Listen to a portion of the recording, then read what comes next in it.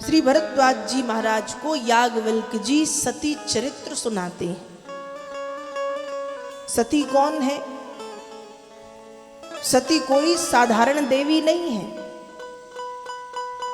प्रजापतियों के राजा हैं दक्ष, जो ब्रह्मा जी के मानसिक पुत्र हैं।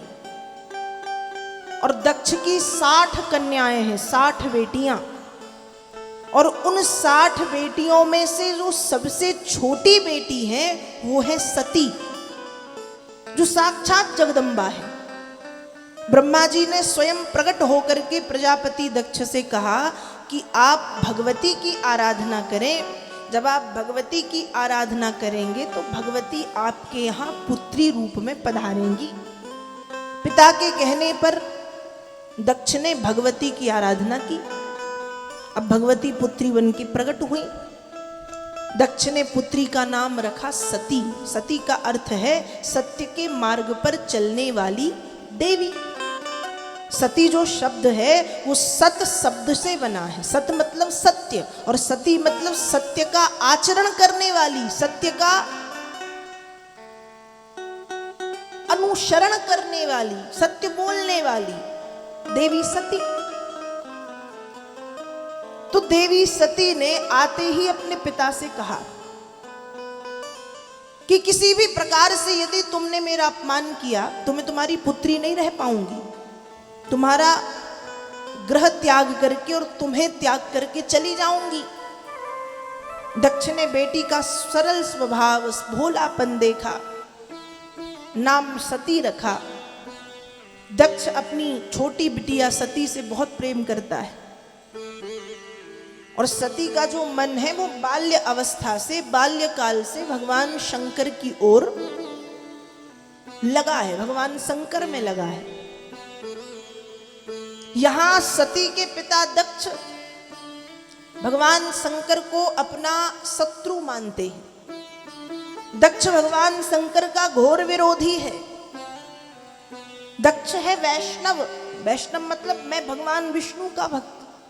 और ध्यान रखिएगा, ये लोग जो ऐसे करते ना कि हम वैष्णव हैं, हम वैष्णव तिलक लगाएंगे, हम त्रिपुंड धारण नहीं कर सकते क्योंकि हम वैष्णव हैं। कोई कहे हम शैव हैं, हम त्रिपुंड लगाएंगे, हम वैष्णव तिलक नहीं लगाएंगे, ये होता है। हम रुद्राक्ष पहनेंगे, हम कंठी नहीं पहनेंगे। हम शिव शिव कहेंगे, हम राम राम नहीं कहेंगे। ये जो आज देखने मिलता है दुनिया में, शैव अलग, वैष्णव अलग, शाक्त अलग, तो ये जो ऐसे करते हैं लोग, शिव को पूजने वाले राम जी को नहीं मानते, राम जी को मानने वाले भोलेनाथ को नहीं मानते, तो ध्यान रखो, शिव की कृपा तभी संभव है जब राम की कृपा होगी, और राम की कृपा तभी संभव है जब शिव की कृपा होगी, क्योंकि दोनों एक दूसरे के आराध्य हैं, दोनों एक दूसरे के इष्ट हैं। लंका कांड की कथा है,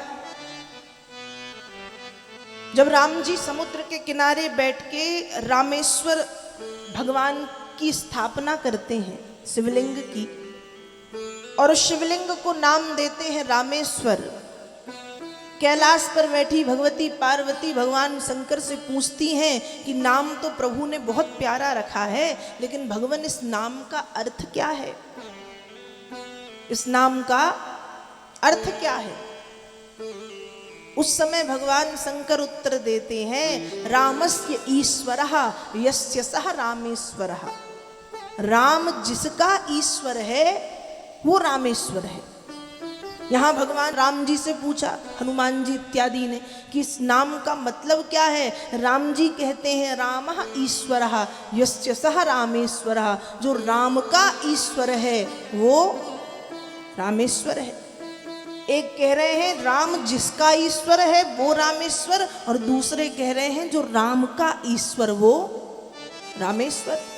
मतलब दोनों एक दूसरे को अपना इष्ट मानते हैं, अपना आराध्य मानते हैं, अपना भगवान मानते हैं।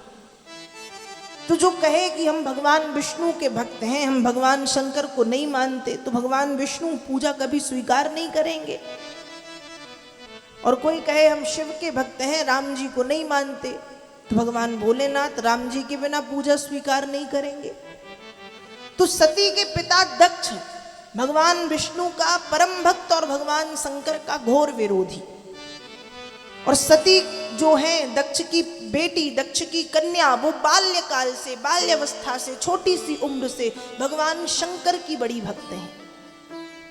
5-6 वर्ष की उम्र सती की, जिस उम्र में बच्चे को शायद कोई समझ भी नहीं होती, जिस उम्र में बच्चा सिर्फ खाना, सोना, खेलना जानता है, उस उम्र में सती प्रातःकाल ब्रह्म मुहूर्त में उठ करके गंगा तट पर जाती हैं और गंगा तट पर पहुंच करके भगवान शंकर का पार्थिव पूजन करती हैं। मिट्टी की मूर्ति बना के या रेत बालू का शिवलिंग निर्माण करके शिवलिंग का पूजन करती हैं। षोडशोपचार विधि से पाद्य, अर्घ, आचमन, स्नान, यज्ञोपवीत समर्पित करके बिल्व पत्र चढ़ाती हैं। अनेक प्रकार के स्तोत्र गा करके भगवान शंकर का पूजन करती हैं। और बचपन से सती ने भगवान शंकर को अपना सर्वस्व माना और सच्चे प्रेम की पिपासा प्रतिक्षण बढ़ती गई। धीरे धीरे देखते देखते जब सती बड़ी हुई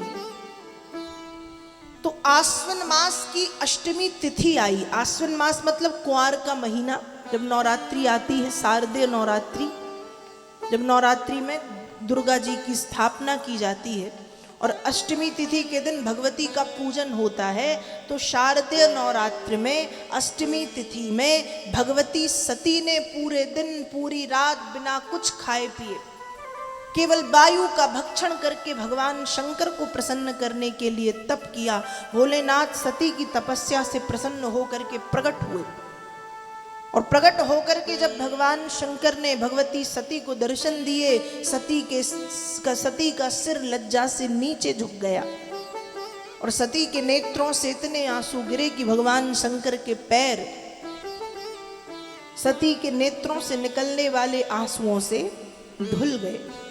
भोलेनाथ ने दोनों हाथों से सती को उठा करके खड़ा किया और पूछा है कि हे देवी, एक कठोर तप करके आपने अपने शरीर को, अपने कोमलांगों को क्यों जलाया? सती कहती है, भगवान मेरी इच्छा, मेरी चाह, मेरी अभिलाषा क्या है? मैं क्या चाहती हूं आप जानते हो, आपसे छुपी नहीं है। भोलेनाथ जानते हैं, लेकिन सती के मुख से सुनना चाहते हैं। जब सती ने एक शब्द नहीं कहा, स्वयं भोलेनाथ ने कहा कि हे देवी, आप मेरी पत्नी बनकर के मुझ पर कृपा करें। सती के भक्ति भाव को, प्रेम को देख करके भगवान शंकर सती के हाथों बिना दाम बिक गए और सती से कहा कि मेरी पत्नी बन के मेरे जीवन को कृतार्थ करूं। शिव का हाथ सती के हाथ में, सती का हाथ शिव के हाथ में था। निश्चित समय पर ब्रह्मा आदि देवता प्रजापति दक्ष के यहाँ शिव और सती के विवाह का प्रस्ताव लेकर के पहुंचे। उस समय जो प्रजापति दक्ष है उसने मना कर दिया कि विवाह नहीं होगा। क्यों? वो मानते ही नहीं भगवान शंकर को।